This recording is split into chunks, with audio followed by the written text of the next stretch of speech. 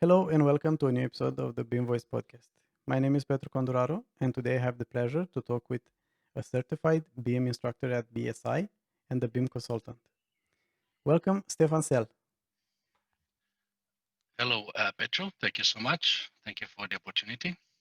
It's so nice to have you here. Let's start by introducing yourself a little bit.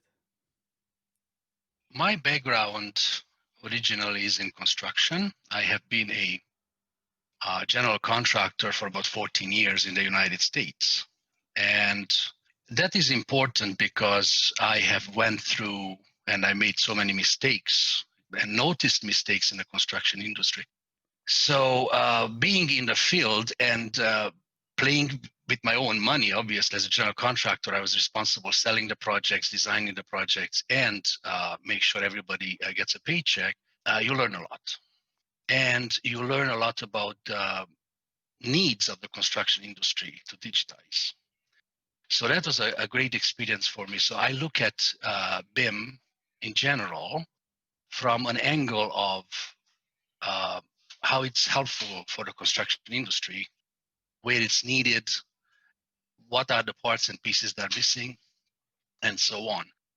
And about 4 to 6 years ago, I started a BIM consulting project.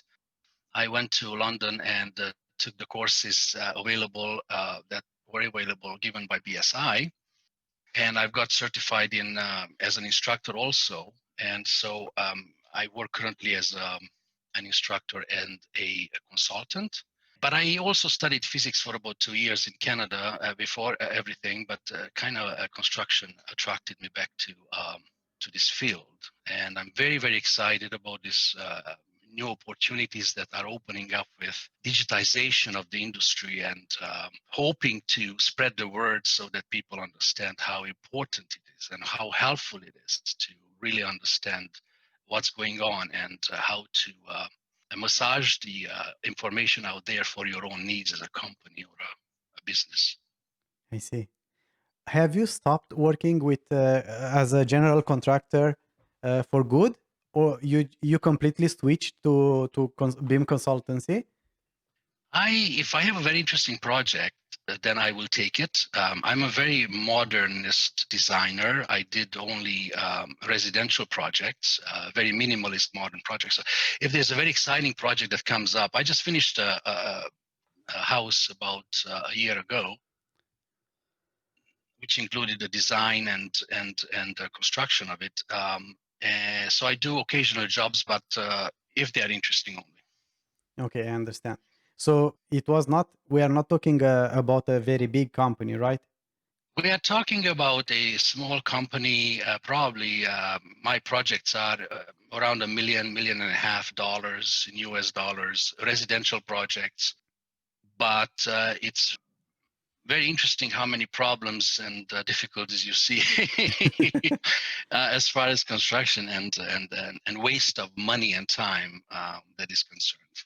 Yeah, this is interesting because yeah, it's definitely interesting to listen to someone with experience on smaller scale projects, because so far we talk mostly about very big projects and such, but we forget that actually there are thousands and thousands of smaller projects around us happening or going on every day, right? And I don't think we approach this topic too much. Like, how do you use BIM there?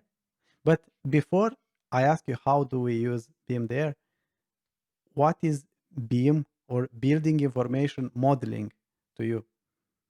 Well, let me add a little bit to also the history of what I do, because I left something out. I started modeling for law firms. So there are these huge lawsuits in the commercial construction in the United States, and I have some really good figures about how much money is wasted on lawsuits. So I build models for court proceedings. I am a very meticulous, very precise person, so I build these models to be able to convey the design intent and what went wrong. And so I got a lots of experience in commercial construction when something goes wrong or when everything goes wrong. We have done several major projects, and what was interesting is that some of these projects that have been in courts for 4 or 5 years, 10 years sometimes, they settle within 60 days if you show up with a model that anybody can understand.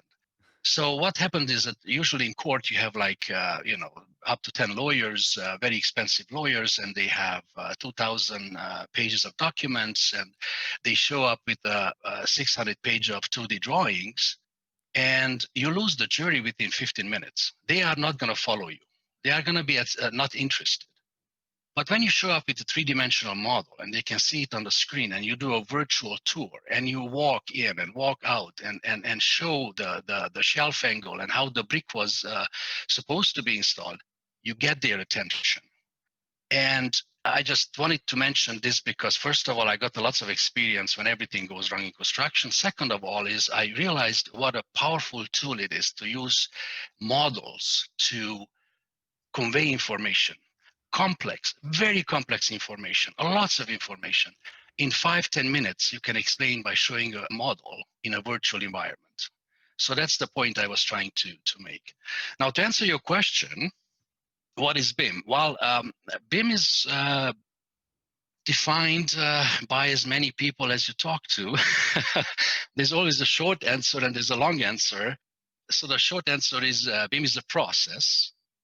It's a way of working. It's not an object or a physical entity.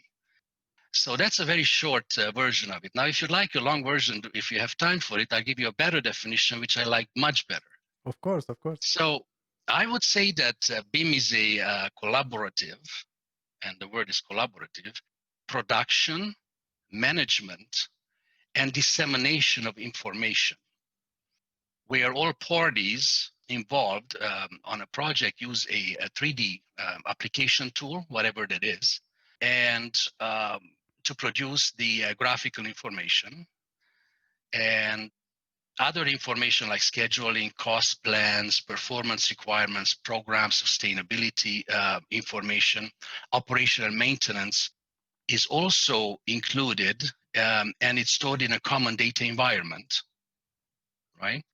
So that everybody that needs to can have the correct information, just the right amount of information in the right format at the right time. All right. So that's my definition of BIM. What utopia are you talking about? Let's come back to reality. Is this happening?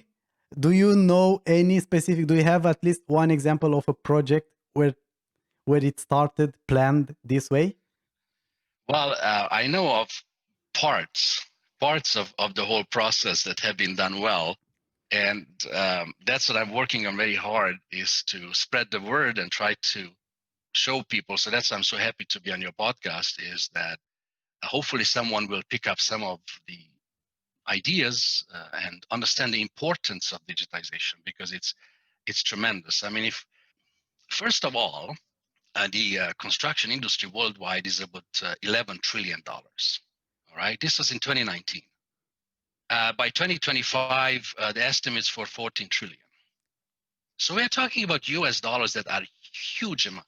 Now, in the United States, we have about 11% of the 10 to 14% actually the total global expenditures on construction, and that translates to $1.32 billion. And statistically has been shown that 35 cents of every dollar is wasted in construction. 35 cents? Of every single dollar. Oh my God. Is wasted. So if we just I'm a number guy, right? I understand numbers, and it's easy for me to convey, So the waste in the construction industry worldwide is unbelievable. The amount of money we waste in the United States is 10 times more than architects and engineers are paid to design these projects. And it's all wasted. It's gone forever.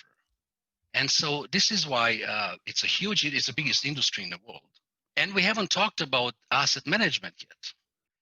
the assets in the world are again another big number. If we look at a 2015 report I have, in China we have $45 trillion worth of assets. In the US is the second one, which is 35 trillion.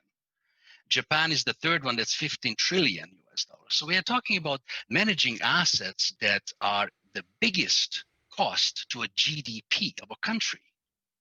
And so it's a very important industry. It affects everybody's life. Every minute you are affected by construction.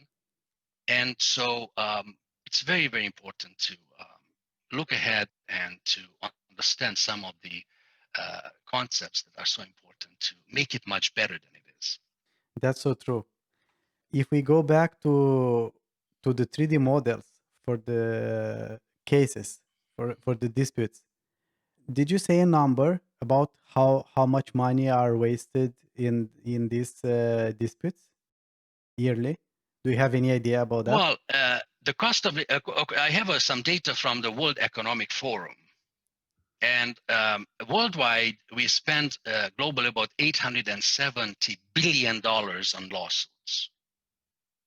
Okay, and I'm not sure if you're familiar, but the U.S. is we just sue each other so quickly, Yeah. so fast. We are very good at that. In the U.S., we spend about $306 billion on lawsuits. Imagine how much money is that. Instead of wasting it and having these disputes, put back into profit, put back into savings, build new bridges, so on and so forth. And very interestingly, the lawsuits and the litigation has a lot more consequences than just money. It really destroys relationships. It has billions of dollars worth of consequences in terms of relationships, in terms of working together, how it affects a company's mood and atmosphere. So it does a lot more damage than just the money that we pay out each year for settling lawsuits. And most of the time, it's a very simple problem that went wrong that could have been solved 100% at a certain stage of the project. So that's why it's kind of important to look at these figures. I mean, I have some more data for you about the construction industry. The construction industry is one of the worst in the world in terms of performance. Like from 1996 to 2006, the cost of new construction went up by 60% compared to other industries that went up only 30%. So the cost of construction going up twice as much. Again, from 1964 to 2000, the productivity of the construction industry fell by 25%. And if you look at other industries, it increased by 225%. Let's look at manufacturing, automobile manufacturing, any kind of manufacturing. It's unbelievable the progress they have made. And the construction industry is worse than in 1964 in terms of productivity, because they have lots of new materials or lots of new stuff that we have to do. So that's why productivity falls, because we can't keep up with it. And for this problem in the construction industry, there's one simple reason. Everything, all the problems can be traced back to one single thing. And that is the high cost of information transfer. This is the only cause the problems in the construction industry. Meaning that we lose a lot of information by giving. For example, an architect knows exactly what he would like to do. He has an image in his head, but he has to communicate it with 2D drawings.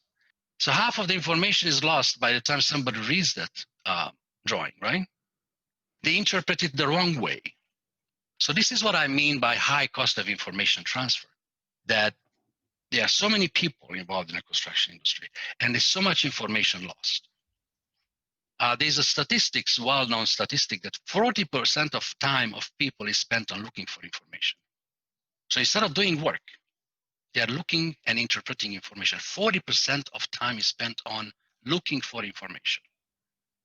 So again, it comes back to why we are so inefficient, why we need to digitize, why we need to communicate, and so on and so forth.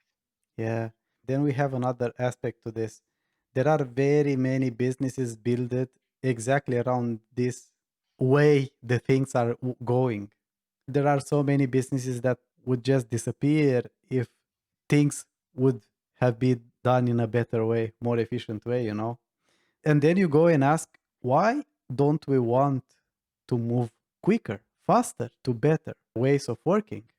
It's so easy to say, yeah, we have like, why is the construction industry not so efficient? Yeah, it's so easy. Like, it's easy to blame, right? Like, it's because of the supply chain. You don't have control. And of course, if you go in each chain, nobody wants actually to do something. But what is what is baffling me, what I cannot understand, like, the biggest loser here is definitely the customer, the owner, because Absolutely. he's paying for this and he's losing most of his money. I still cannot comprehend why they don't require for better information. But yeah, it's just so much into this. They need to know better, right? And where do they learn from? From us, from consultants, right? And from contractors.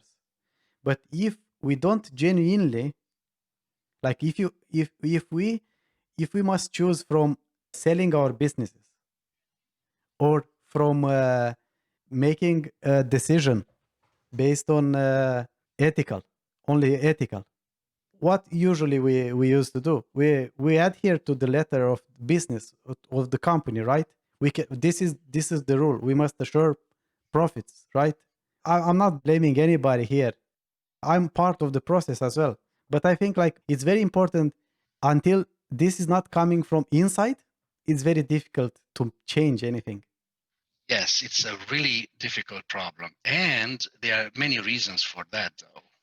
The construction industry doesn't have a very good reputation, right? If you're a general contractor, your parents are not very proud of you, right? Because general contractors are not known as very straightforward people. What we want to try to do with the BIM process and with the digitization is attract lots of young talent. Right now, to work in a construction industry is not a very hip thing to do. So lots of brilliant young people are going different fields, right? So hopefully, we are going to be able to change that reputation so that lots of talented people will come in and they will make the changes, right? Because the history of working construction is very segmented and everybody's isolated. And I'll give you what I've produced, and it's your responsibility to make sure it works. I mean, that doesn't work that way in real life. And I think that a lot more change will come by pressures from other industries than within the construction industry. And if we have a little bit of time later on, I will get into a little bit more of what I mean by that. You can go on right now. Oh, okay. So let's, for example, let's look at Apple, for example, right? Apple came in and changed the music industry totally. I mean, you cannot buy a CD in a store anymore, right? You remember the days when you bought for 19.95 a CD? Well, it doesn't exist anymore, right? How smart would that be to do it today when you have it so easy accessible on all your devices? Totally, totally changed. Um, there were beautiful shopping malls and little stores and big stores, and Amazon came in and took care of business. It just bankrupted everybody. 80% of the commerce is online now, right? So the digitization is coming so powerfully in every industry that in the construction industry, it's not going to be within, but it's outside forces that will push the construction industry to start changing. Because look, we love our digital life, right? We'll just love it, right? So, for example, and it cannot be mandated. Well, I just let me tell you a little bit.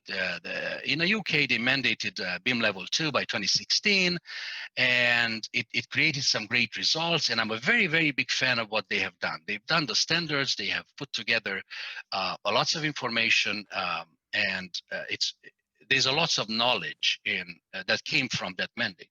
In the United States, there's no way that anything can be mandated. It has to be organic. It has to come from down, right?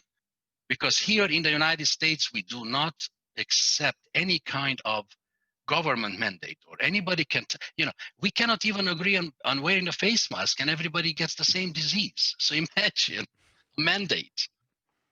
So, but look at it. Let me give you an example. For example, if the government would have mandated a decade ago that everybody has to carry a transponder in your pocket so we know where you are, we would have revolted, right? Of course.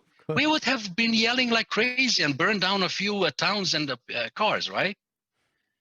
But it happened. We did it to ourselves. We carried the iPhone in our pocket. They know exactly where we are, what we are talking about, the emails, right? The texts, the web browsing, our financial transaction, the credit history, the even your underpants size is known digitally because you order it, right? Not only that, we even pay $1,000 to buy a transponder so the government can follow us everywhere, right? So if it's mandated, it doesn't work, but we will do it to ourselves because we love digital life. So this digital train, just let's look at a train. It's coming at a fast pace, right? And there are three things you can do: get hit by the train, step out of the way of the train, or get on the train. These are the three options for construction companies, right? So you must think very seriously and carefully what you want to do in terms of future processes within your company, if you're a CEO or whoever you are, because it is coming. It's not stoppable. How long is going to take? I can't answer the question, but two things are very important. I think it's going to come from outside forces, and it's coming, and you have to get on the train if you want to survive. Yeah, and regarding outside forces, is not only these technologies that doesn't have a direct impact in this, but there are many companies trying to do something in the building industry, in construction industry, right? Like you said, Amazon, right? They bought a prefab company or something. So I think, and every big company has in mind IoT and everything, how this can be used with the houses and everything, right? We have Google, Alexa, and there is this network of Google devices in your house for smart house, right? So we go towards there, but the building process is still not happening anything. Like you said, that would be interesting. I'm trying to iterate something through my mind. What can be something like, I see a trend, like you said about raising awareness, not only awareness but interest, like becoming that hip industry to attract young talent, right? So I've seen, like in Norway at least, I've seen. I think I read today about a project. Yeah, they are using people with gaming background to build some tools, so you have the projects as a game. So that's interesting because who doesn't game today? The under 20 or under 30, who isn't playing a game? It's most of people are exposed to this, right? And if you find that skill that you can offer that at work for someone, for a youngster, of course he's going to be interested to do something like that, right? Absolutely. And the other aspect of it, I'm so glad that you mentioned this. The other aspect of it, imagine how much information you learn about the construction by playing. You don't even notice it, and you know by heart what you have to do. For example, there have been some statistics that 5 minutes of a three-dimensional model will transfer you as much information as 2 hours of reading, right? Because looking at page number 406 in mechanical drawings and how it relates to the structural drawing on page number 225, by the time you flip the page, you forget what you were looking for. And this is why it's so wasteful construction. Now, if they have a game where you just play a game and you can visualize and in 3D obviously, and you can get all this information that's 1,000 pages within a short period of time. How efficient is that? How amazing is that? For example, there have been projects in England where, in virtual reality environment, a crane operator, where the space was really tight, he learned everything 7 months before the construction happened. Every single panel he picked up with his crane and put it up on the building, because All the surrounding buildings and roads were digitized. He had to learn how to turn with each panel, and he memorized 6-7 months before the construction started how to build that concrete panel building. That's also similar to the game that you were talking about, is to learn to. So yeah, it's fantastic. There's so many interesting things are coming up that it's a wonderful century to live in. You and I who are interested in this. Yeah. Yeah, I think we're not too far away from that. I remember a little bit more about this. It was actually about a bridge. They did this game because it's a bridge that is supposed to lift up, to open, so the boats are going to cross through the space, right? So they built this game to simulate this, how they drive the boats and how everything to figure out the best workflow or something. So yeah, it's this is been made by the Norwegian Public Road Administration. So yeah, the authorities here are very aware about, and they try to push everything forward. So yeah, I'm lucky to live here and to be a part of see what's happening and yeah, everything what's happening around me. Yes, European countries are interestingly so much more ahead of the game. We're looking at some information, and I believe in the US we are about 5 to 7 years behind what you guys are doing in Europe. The US was a pioneer in BIM. They did a lots of good work in the early days, in 2003, 4, good stuff. Lots of published information by University of Pennsylvania and some other document. But then the US stopped at Revit and clash detections.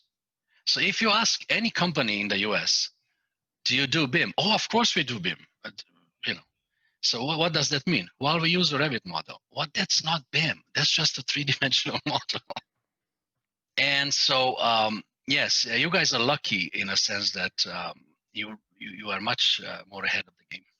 Yeah, United States is like half Europe, like by population. So there are so many states, right? It's like states like there are like countries here. Norway, it's very small country, around 5 million people living here. So it's really interesting and nice to see that most of the people want to develop the entire nation, and that's why they try to push it always forward and to adopt better technologies.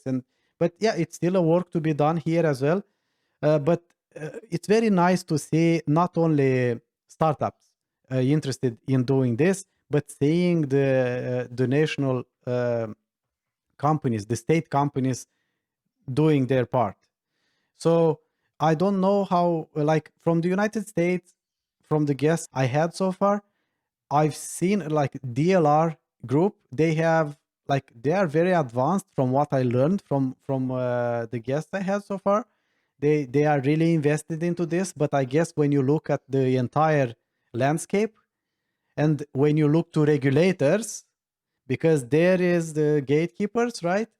Yes. Like it's a push that needs to be made from somewhere. But like you said, eventually it will happen naturally because yeah. Well, what happens is that really, well, first of all, let's talk about the fact that does it work? There were studies done studies like Avanti. I'm not sure if you're familiar with the study. I know the name. I don't know where to get it from. In Europe, a couple of projects have been constructed with as much as possible BIM coordination that was available. And what was noticed? 25% savings in construction costs. 25% savings in construction costs.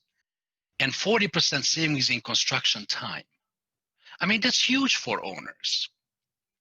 The same statistics show that the RFI, which is request for information, which is like kills everybody, is reduced by 70% if the project is designed in a collaborative manner in a common data environment. RFIs are reduced by 70%. And if they occur, the cost of RFIs is reduced by 52%. Wow. Change orders are reduced by 45%. And what's interesting that also subcontractor bids are lower, because imagine giving a 500 sheet drawing to a mechanical contractor. He's going to charge you for his time to look over the drawings, right? He's going to find a bunch of inconsistencies. He's going to miss a lot of inconsistencies, but he's going to build in 20% just for mistakes of his time, right? So he's going to hand over a $2 million bid for his job, right? To make sure he's not going to lose money. Yeah. But if he collaborates when the project is designed and he's familiar that all the clashes have been taken care of, he knows because he saw that his work is going to be flawless, nobody's going to stay in his way, he's going to give you a lower bid because his profit is guaranteed. He has no issues with downtime. He has no issues with rework. So that's where this 25% savings on a whole construction comes from, by the reduction of MEP RFIs, by the cost of RFIs, by subcontractor bids, and etc. So these have been shown. Studies shown that BIM does work very well. Yeah, I have no doubt about that. And it's also, the challenge is, like, for the ones who know about this, they understand, they see the value, they do the work. But because we need so many parts in the process across the supply chain, that's the real challenge, to convince, like, it's a little bit tiring to try to prove it to everybody, to why should they try it. From my point of view, at least in Norway, I think we passed that part. I think we reached a point where we don't need to explain why BIM is needed. Like, everybody understands, mostly. Yes. Maybe there are still customers that they might want to know more. Why should they try to? Because I still think customers or asset owners, asset managers, still a little bit behind, even though they can benefit most about this. Absolutely. I mean, we have talked about design and construction so far, of all the savings that can be done and all the money that could be saved. But the biggest part of the savings is asset management. It has been shown that 30%, you can cut the management of assets by 30%. Wow. By having the right data to manage it. Now, this data has to be collected at the right time, in the briefing stage, in the design phase, in the construction phase. This data has to be collected and managed properly so that the facility management software can manage the facility properly. But you can cut as much as 30%. And we're talking about a decade or 5 decades or 100 years for a facility, right? Exactly. So that's where the big savings come from, not from the construction, which is in the billions. Now, you see, BSI designed 7 courses. These are 7 courses that are part of the standards. And the number 1 course is the strategic understanding. And it's the name of the course. And this is designed for asset owners and asset managers, to educate them on what kind of questions should they ask, what kind of information should they require before hiring a company to do a project. And in the United States, the National Building Sciences, they also published in 2017 a standard for asset owners and building owners. So the first thing is that owners have to demand, and I don't think the awareness is out there as much as it should be. Yeah, of course. Like you said, I still think this is a problem: the education, the lack of education, and the awareness that they need, not only to go to a course or something. They really need to do this, like establish a BIM strategy across the organization, how they are going to approach this, how they are going to implement this, and how they are going to use this on specific projects. This is definitely something that we will talk about in 5 years, maybe earlier, maybe later, I don't know, but we will, like, it's going to be the norm. Like, it's obvious, this is the way. Like, it cannot be in a different way. I don't see it. owners have to understand why they need the information. Now, if they don't know how to demand it and how to phrase it, they can always hire a third party that will help them figure out all the information requirements that everybody needs to produce and manage through the design, construction, and handover phase.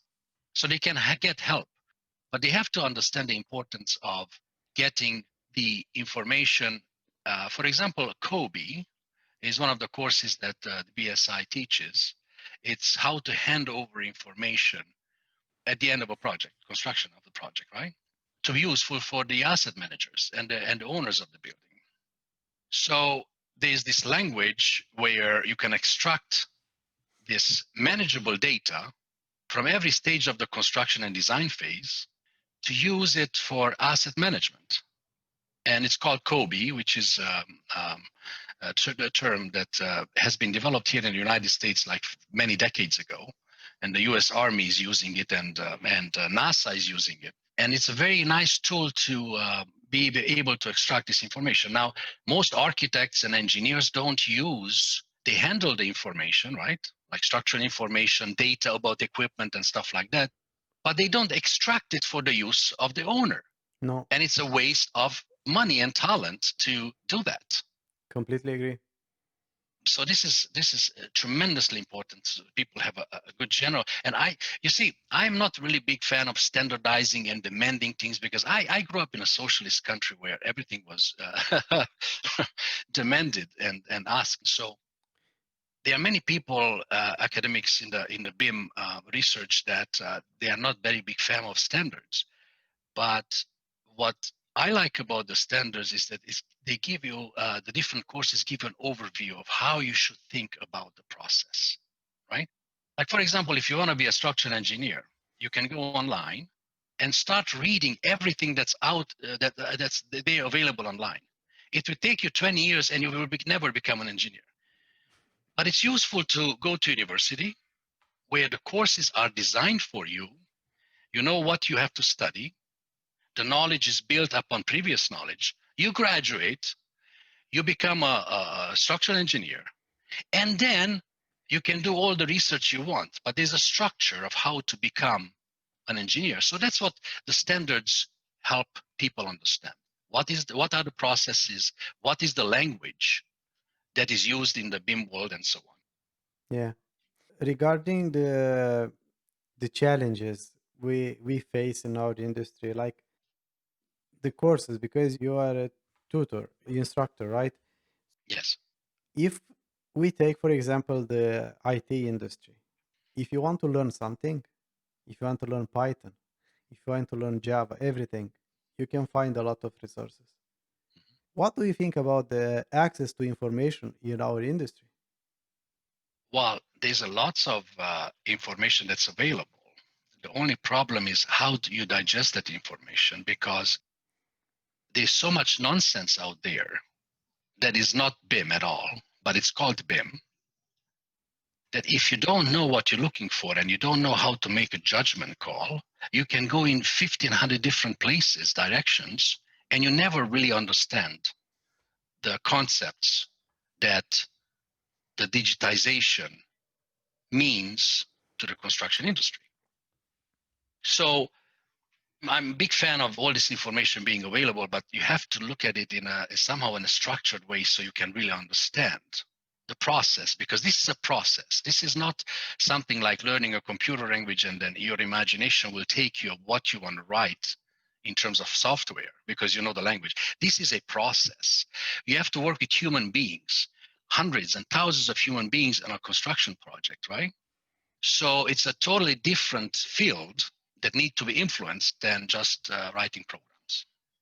Something regarding standards, because with standards it's good and bad. Like, it's good we have a structure for specialists to use, but at the same time, sometimes maybe that is a limit to some of us will refer to. Like, I know how to do this thing better, but I must do this because the standard is telling me to do this, right? So you know what I mean. So this can be a downside of standards. Another one regarding the pricing, I don't think there is any difference in the pricing for bigger companies and smaller companies. I think it's quite expensive for smaller practices. Like, take for an example an architect or a single engineer or something. Like, it's different than when you have access to all the companies. Is there any way to have cheaper access to the standards? Because me, for example, myself, I'm a solo consultancy, right?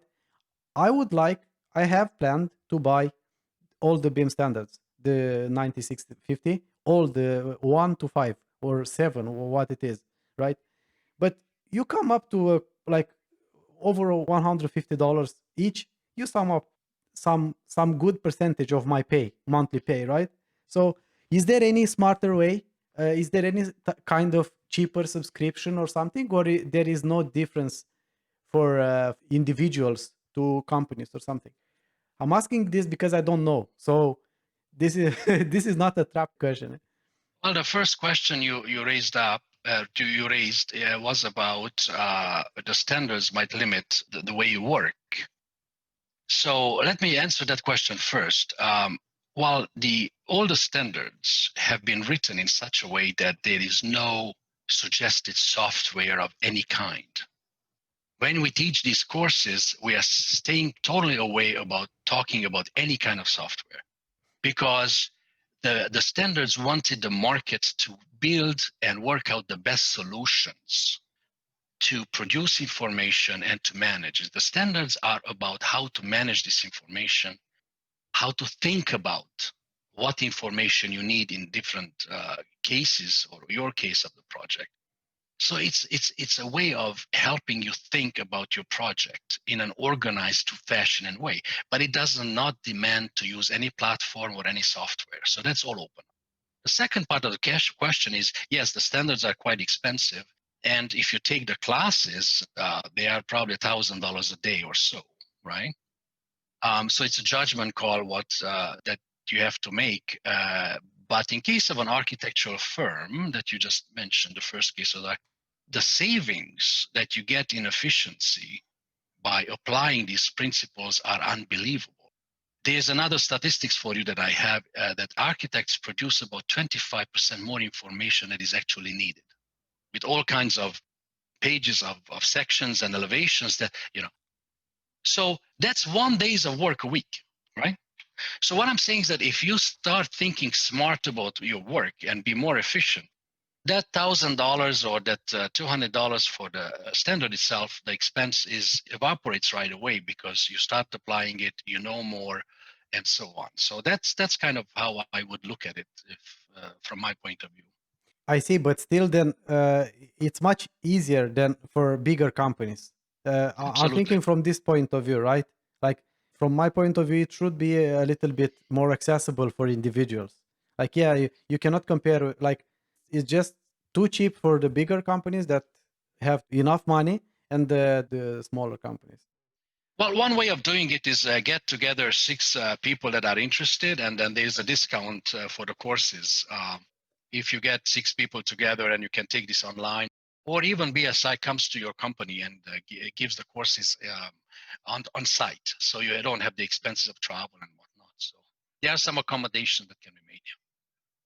But regarding, like, are there any portals where can you have access to more standards, for example, or you need to buy each of these in particular? Like, if you want to acquire a PDF for a specific standard. Well, this is the only way I know, is to go online and register. If you're a member of the BSI team, then you get some kind of 30-40% discount when you buy in several of them. So I can't really help with or tell you any other way to get them. But what I'd like to really mention is that the information that you get out of them, and if you apply this information, it's really helpful in terms of understanding information management. And what's one other interesting thing that standards help you is that you were talking about how Norway works, right? Well, if I say that in the United States I'm doing BIM, how would you be able to assess where the Norway company is compared to me, right? If we work by the same standards, we have a common language, right? And this way we can assess how good we are at what we do, because you basically see, BSI started in 1902, I believe, when they wrote the first standards. And you know what was all about? The distance between the railroad tracks. 5 different railroad tracks have been built in London, but the distance was different, so one train couldn't go to the other side of London. So that was the first standard, right? The distance between the railroad has to be the same if you want the train to move, right? So this is a basic situation. Yeah. So when I buy a brick, right, people cannot come up with different brick sizes. I won't be able to build a wall. Every brick that is the same type has to be the same size, right? Yeah. So anyways, in some way, standardization is unbelievable. Now also, BSI has a great reputation in terms of certification.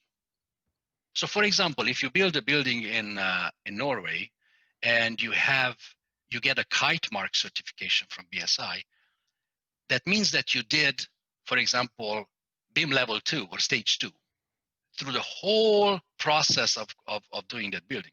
An owner will be able to understand and verify that you actually have done what you promised, because there is certification from BSI. BSI has a great reputation, and it's accepted in like 194 countries that they're working in. So for example, it's like a Bentley sticker or a Porsche sticker on your car, right? It comes with a certain reputation, a certain quality, right? Or a Ferrari, which is known for speed, right? So how else would I be able to judge a construction project unless it can be verified and can be certified? So some kind of process has to be in place for that. Yeah. So that's also very helpful in terms of standards and verifications and certifications. I see. But for example, how it like in Norway, I don't think there is another company that has the standards. It's called Standard Norge or Norway, right? So I don't know. They must have a partnership with BSI. Oh, absolutely.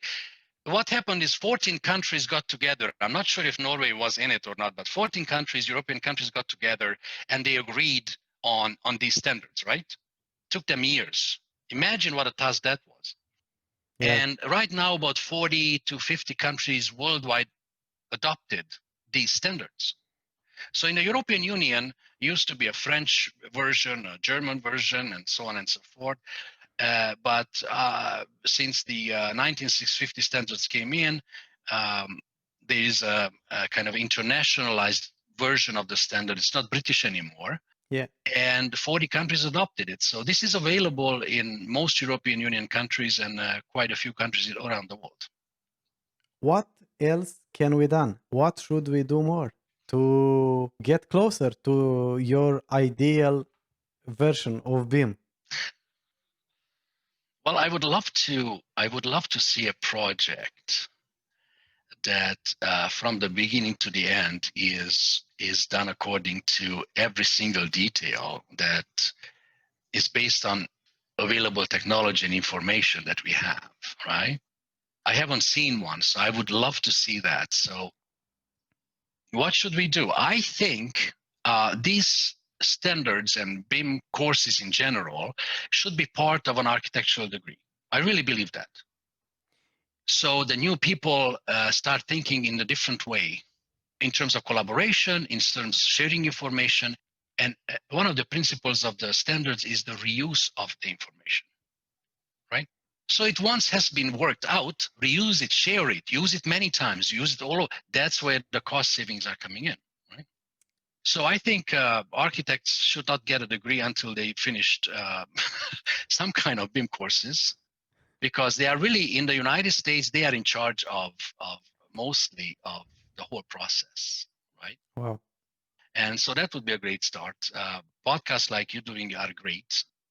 Thank you. And I believe that I'm happy to say that BSI came out with a practitioner and a professional degree that individuals can get, not just a kite mark certification that is for companies or buildings. Mhm. So you can take these courses at BSI, you do a bunch of exams, and then you become a practitioner.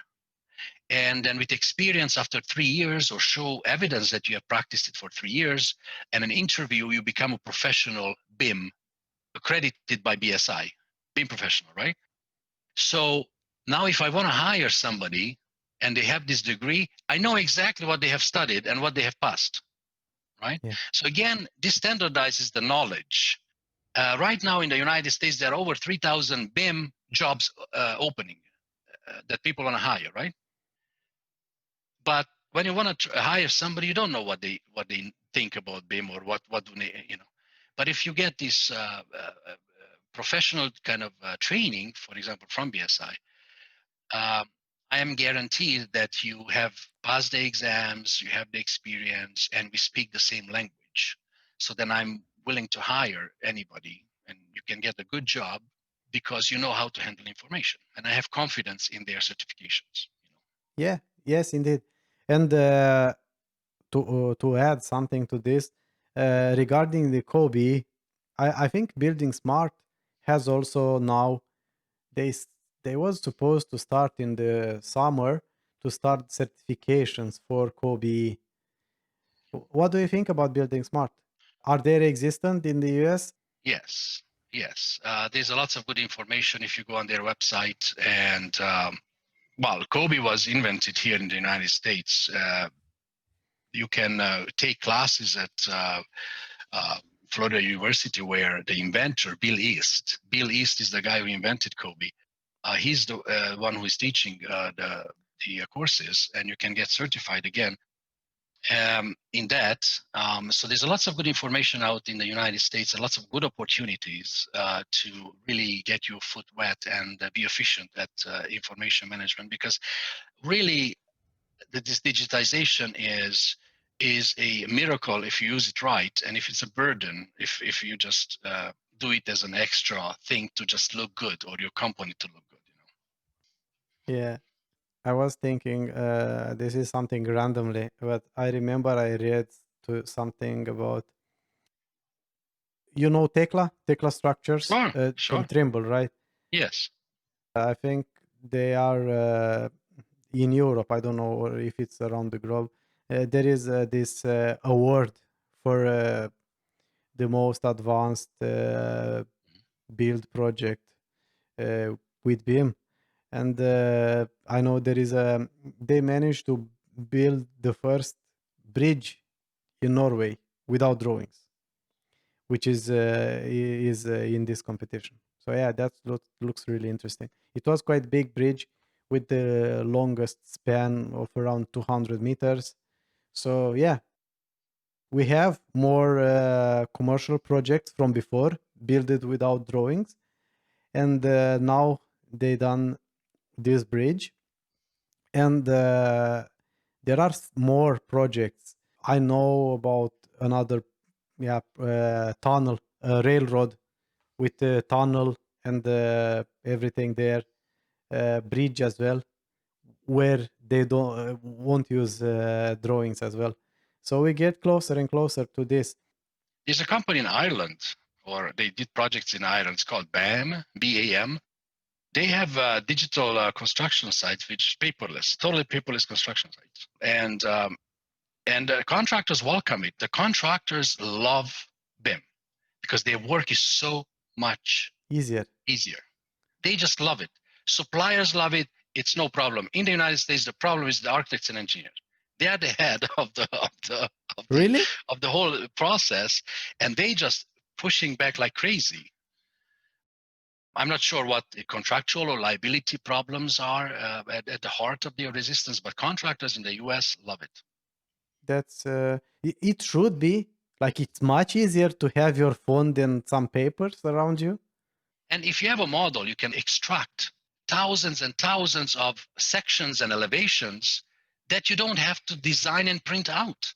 You Exactly. can measure an infinite amount of measurements from a 3D model. It's accurate, it's all there. So the information available and how you interact with this information through an app, it's just fantastic compared to bringing a huge drawing that is being blown away by the wind, and your coffee spills on it, and so on and so forth. So. Yeah, I completely agree with that. And yeah, regarding the contractors, they are starting using more things, more advanced technologies like drones and robots to scan, and yeah, they are getting ahead. The DLR that you mentioned before, they're using drones, and they measure the amount, for example, amount of concrete that was poured. They checked exactly. There's a 4D BIM, which is the schedule when something should be completed, and the drone measures that has been completed, and that's how they get paid. The paycheck comes after the drone checks it. It's fantastic.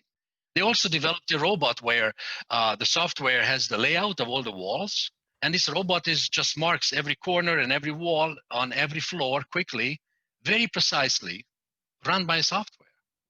So yes, absolutely, there is a fantastic use of parts and pieces of the technology that's out there. Yeah, sooner rather than later, we'll see it more and more in our lives. Definitely in our professions. Definitely. Yes, absolutely. Are there any other advices do you have for anyone interested to learn more about BIM? Well, we have talked about how much information is out there. We have talked about going through to get this information to a standardized way, if you that's what you choose. But I think the most important thing is to think about how to make the construction industry a better place to be, and really get a good understanding of the importance of digitization and information management. And if you take that into your heart and soul, the rest is going to come easily. We have still people die every day on construction sites. This is the only industry that has the highest suicide rate in the world. So there's a lots of work has to be done to really make it a much better place to be. And I would just suggest to everyone to look into the potentials of what digitization provides and the solutions that it provides to solve all these problems. And I think there's a lot to be excited about for the future. Yes, definitely. Otherwise, we'll just be spectators. We'll just watch how someone else overtakes everything. So, Well, let me give an example. If you ever had an Apple product, you get an iPhone or an iPad or a whatever product, it comes in a really beautiful box, right? It's a pleasure to open it. yeah. It's so exciting to charge it. Everything fits perfectly. It has the right white color. It's beautiful. It's nice to touch it, right? Then when you start it on, right, and turn it on, it's so easy to interact with the apps and easy to use. Now imagine if Apple will ever design and gets into construction. They're going to kill everybody because they're going to be efficient. You get good quality.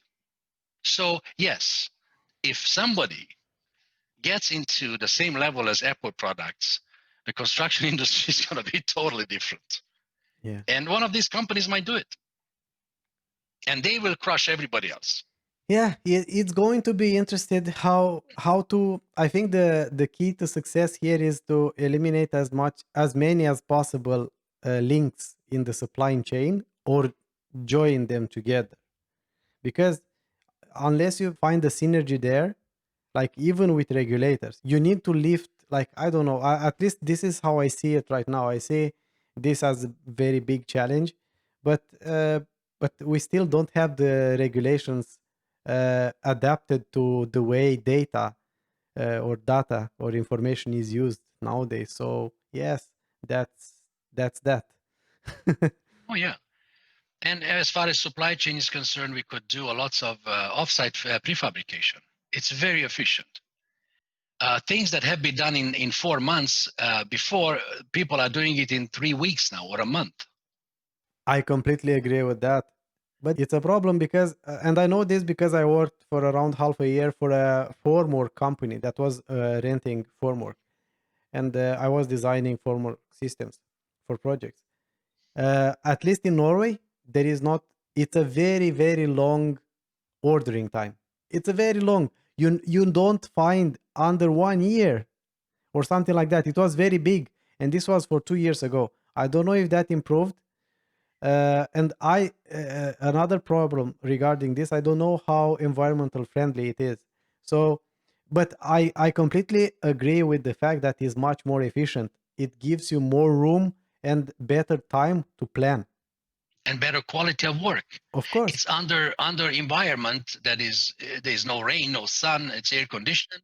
So the product itself is much better. Yeah. And people are safer to do the work. Yeah. And have been shown that, for example, in United States, you do lots of framing with lumber, right? 60% of the dimensional lumber is saved by doing it offsite in a controlled environment. So there is a lots of savings in terms of being lean, and it's good for the environment to do offsite fabrication. And so I hope people will catch onto it. Yeah, definitely. There are advantages and disadvantages, of course, always. And yeah, it's important to focus on what is best. But at the same time, like, I don't know, here, if you need to wait 1 year, Yeah, that doesn't work. that might be a problem, because what happens if something gets delayed or something, right? So, but yeah, maybe that's local, and then you have the specifically projects, right, where you just cannot have prefab. You have very diverse forms that you need to cast in. You cannot replace it, of course, but as like it's a form of modularizing. Yes. And make it easier from the source. You have much more control over the process. I completely understand it. How can someone get in contact with you? I'm on LinkedIn, so I think I'm the only one with the weird family name that I have, so it's kind of easy to find it. Why it's weird? Why do you say it's weird? Where is original from? It's a Hungarian name. Okay, so we are neighbors. We Well, were neighbors. I'm from Romania, by the way. I am from Romania too, but I was born as a Hungarian in Romania. Oi, okay. that was unexpected. So I speak Romanian because I went to school in Romania for 8 years. I was thinking that your name is sounds very Romania, like Stefan. Yes. But yeah, I think I asked you a question in Romania and you did not answer. You answered something else, and I did not insisted more to that. Oh, I'm sorry about that. No, it's fine. I had this feeling, a very familiar feeling, for a very since we start talking. So yeah, that's why. Now I understand it. Yeah. Well, Stefan, or how do you say it in Hungarian? It's Stefan. It's Stefan. Well, Stefan. my name is there's a Hungarian version to my name, but since I was born in Romania, Yeah. They have we had to write it down as Stefan. So I'm Stefan. So yeah. Stefan. It's Okay. all good. It was really nice to have you here. Thank you for taking the time. Thank you so much for inviting me, and I wish you the best with your podcast. Doing a great job. Thank you. And success. Thank you very much.